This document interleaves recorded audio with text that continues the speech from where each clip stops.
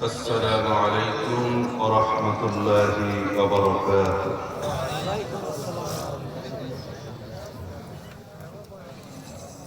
আমার এই পাশে দাঁড়ানো ভাইরা আছেন, একটু অনুগ্রহ করে ভিতরে এসে বসেন, পরিবেশটা সুন্দর করেন। রাত অনেক হয়েছে, খুব বেশি কষ্ট আমি আপনাদেরকে দেব না। খুব সংক্ষিপ্ত সময়ের ভিতরে আধা ঘন্টা থেকে 1 ঘন্টা কষ্ট দেব। কষ্ট হবে আপনাদের? ঠিক আছে। نحمده ونستعينه ونستغفره ونؤمن به ونتوكل عليه ونعوذ بالله من شرور أنفسنا ومن سيئات أعمالنا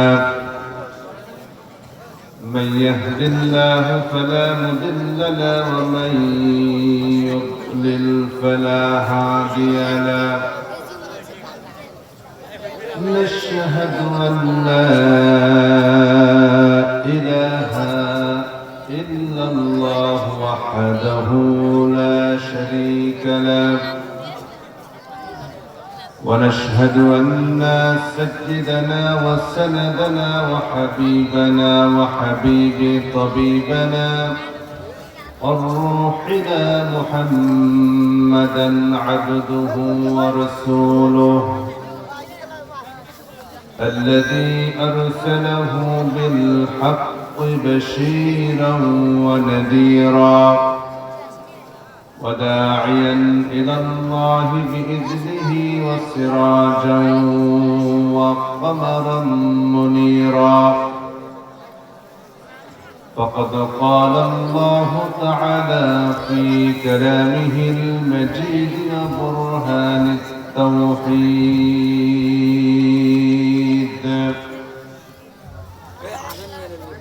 أعوذ بالله من الشيطان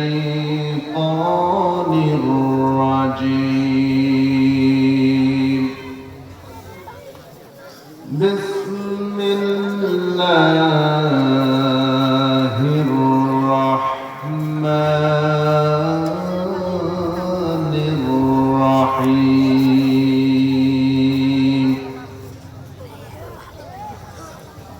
فاذكروني أذكركم واشكروا لي ولا تكفرون يا أيها الذين آمنوا استعينوا بالصبر والصلاة إن الله مع الصابرين صدق الله العظيم.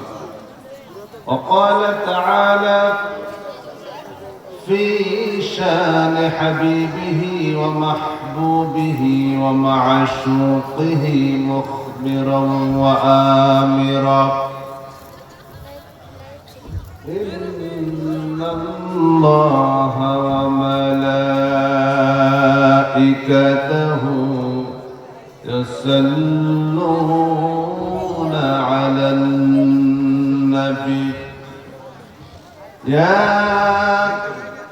أيها الذين آمنوا صلوا عليه وسلموا تسليما اللهم صل على محمد وعلى آل محمد كما صليت على إبراهيم وعلى آل إبراهيم إنك حميد مجيد اللهم بارك على محمد وعلى آل محمد كما باركت على إبراهيم وعلى آل إبراهيم إنك حميد مجيد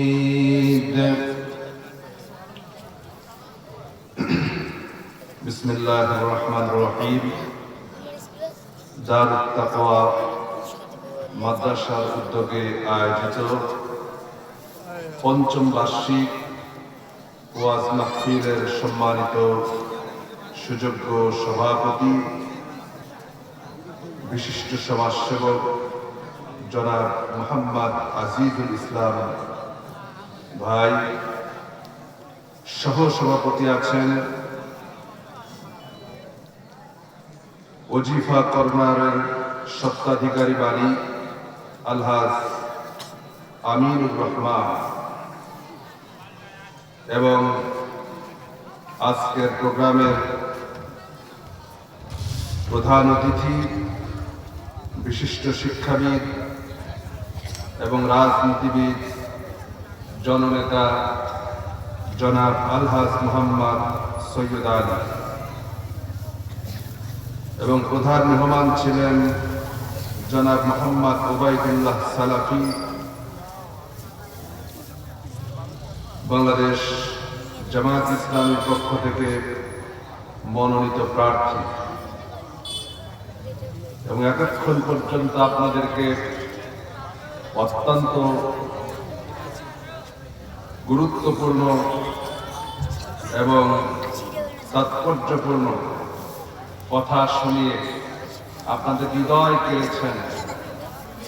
অত্যন্ত রসিক মানুষ, আপনাদের সুপরিচিত, আপনাদের এলাকার সন্তান মাওলানা মতলুবুর রহমান সিদ্দিকী সাহেব, আল্লাহ তাআলা তার হায়াত তাজ্জিবা সিহাতে কুল্লিয়া যেন দান করেন, বলেন আল্লাহুম্মা আমিন। এছাড়াও আজকের প্রোগ্রামে আলোচনা করেছেন মাওলানা মুফতি জাকারিয়া হুসাইন, হাফেজ মাওলানা মুফতি আল মামুন হাবিবি, মাওলানা হাফেজ আব্দুস সবুর, মাওলানা আব্দুল্লাহ আল কাফি সহ আজকের প্রোগ্রামে উপস্থিত হাজারাত ওলামায়ে কেরাম, জাতির জাগ্রত বিবেক, শিক্ষক মন্ডলী, সাংবাদিকবৃন্দ, সামনে উপস্থিত মুরব্বিয়ানে কেরাম, যুবক ভাইয়েরা, পর্দার আড়ালে অবস্থানরতা অবলা সরলা সম্মানিতা মা এবং বোনেরা, সকলের প্রতি আমার অন্তরে অন্তঃস্থল থেকে আপনাদের কাছে দোয়ার আশায় সালাম জানাচ্ছি। সকলেই মন থেকে একটু দোয়া দিয়ে, গভীর রাত্রে এই সময় দোয়া কবুলের সময়, তাহাজ্জুদের সময় হয়ে গেছে, এ সময় আল্লাহ তাআলা দোয়া কবুল করেন। এজন্য সকলের কাছে একটু দোয়ার আশায় সালাম জানাচ্ছি। আসসালামু আলাইকুম ওয়া রাহমাতুল্লাহ।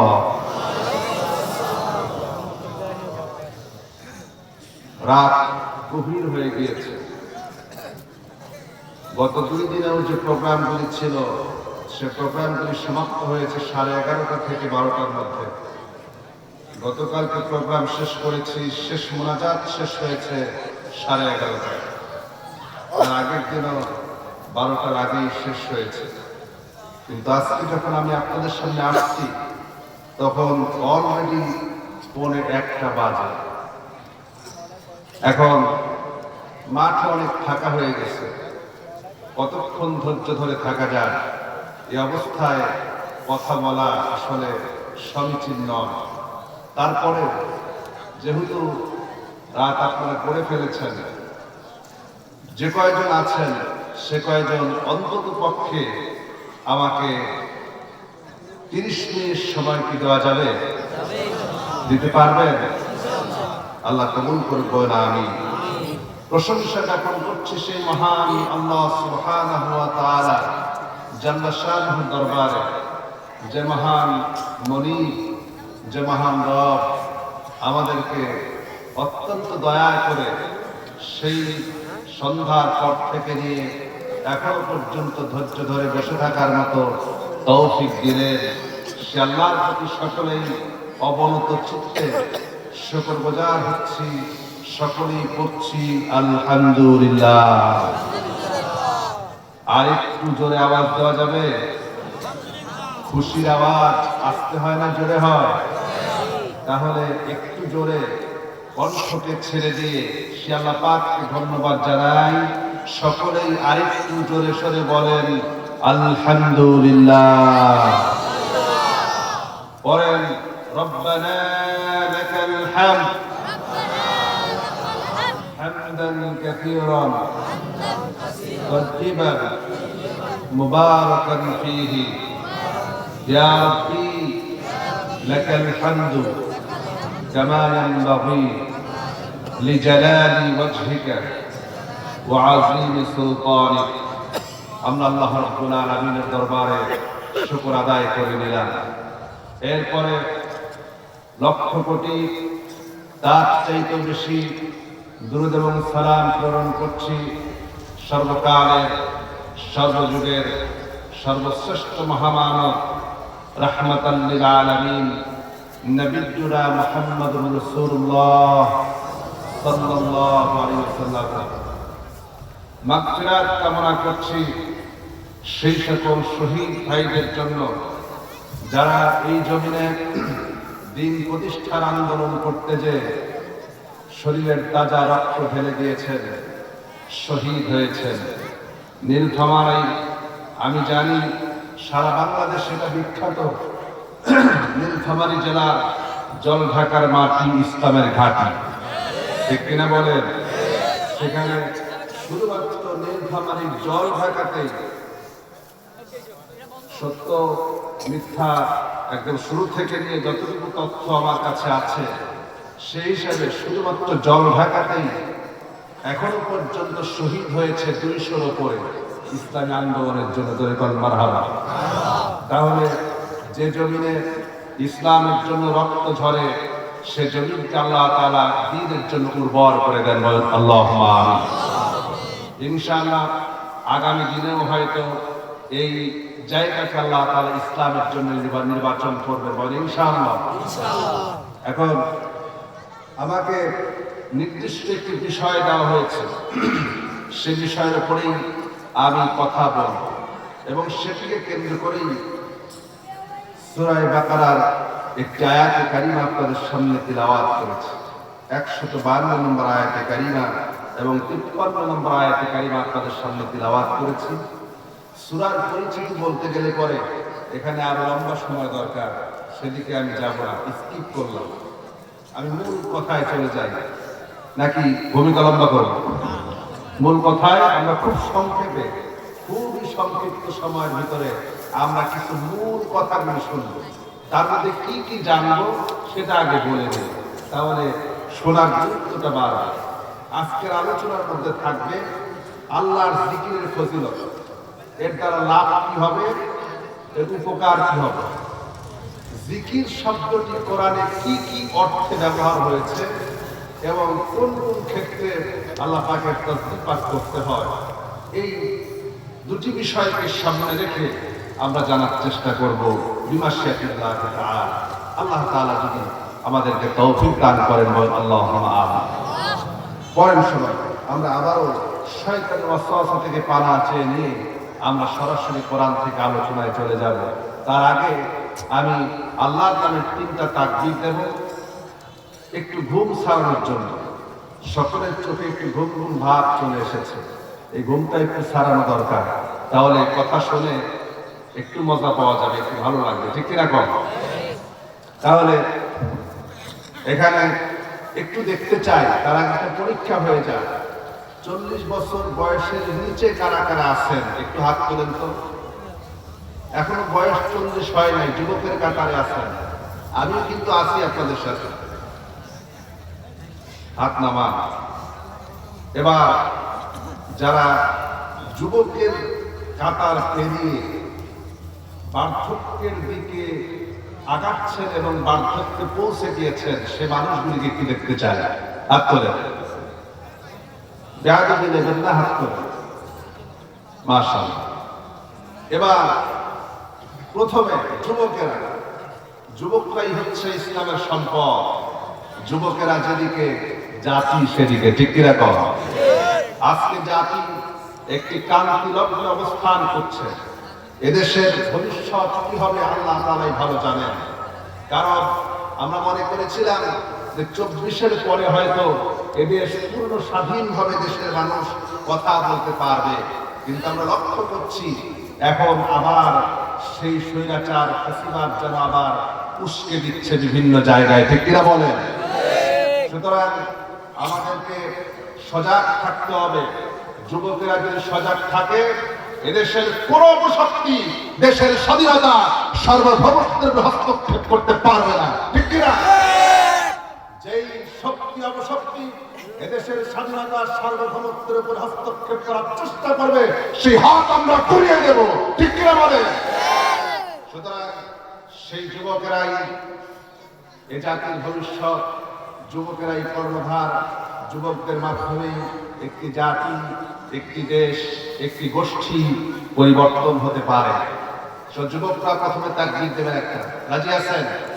সবাই একটু গলা খাকারি দিয়ে রেডি হয়ে যায়। লিল্লাহি তাকবীর। আচ্ছা, এবার মুরব্বীরা দেখা যাক কারা জিতে। মুরব্বীরা রেডি হন। লিল্লাহি তাকবীর।